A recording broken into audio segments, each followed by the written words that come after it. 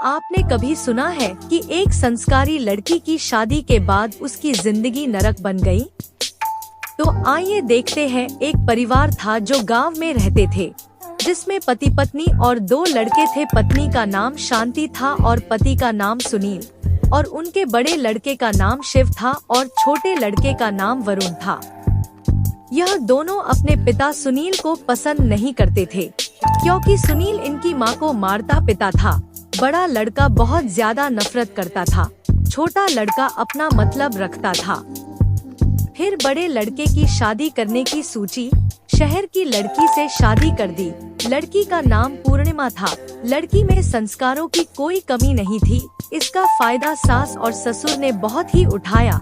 शादी के कुछ दिनों में ही उससे घर के सारे काम करवाने लगे जो पूर्णिमा को नहीं आते थे, क्योंकि उसने कभी गांवों में चूल्हे में खाना नहीं बनाना था, नहीं सिलबट्टे में मसाला पीसा था।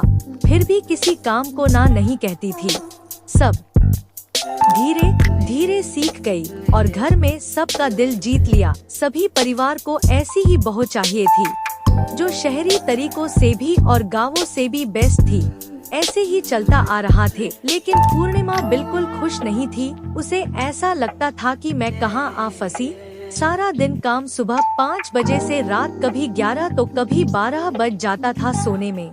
और कभी अगर 5 बजे नहीं उठी तो सास और ससुर बहुत ताने मरते कि हम अपने समय में सुबह 4 बजे उठ जाते थे और आज कल तो उठा ही नहीं जाता है। ये सब सुन कर पूर्णिमा बहुत दुखी रहती थी।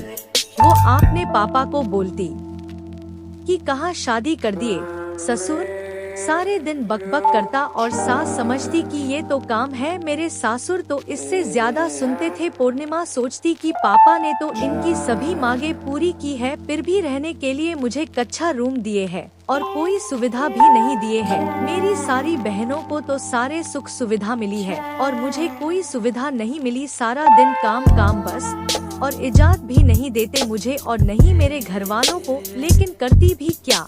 शिव तो इसकी सुनता ही नहीं था। वो केवल अपनी माँ का कहना मानता था और कहता था कि उसकी माँ भी यही सब करती थी, तो क्या तुम नहीं कर सकती हो? ऐसा कहकर शिव चला जाता। आगे क्या होगा पूर्णिमा के साथ, ये कहानी जानने के लिए मेरे चैनल को सब्सक्राइब करें।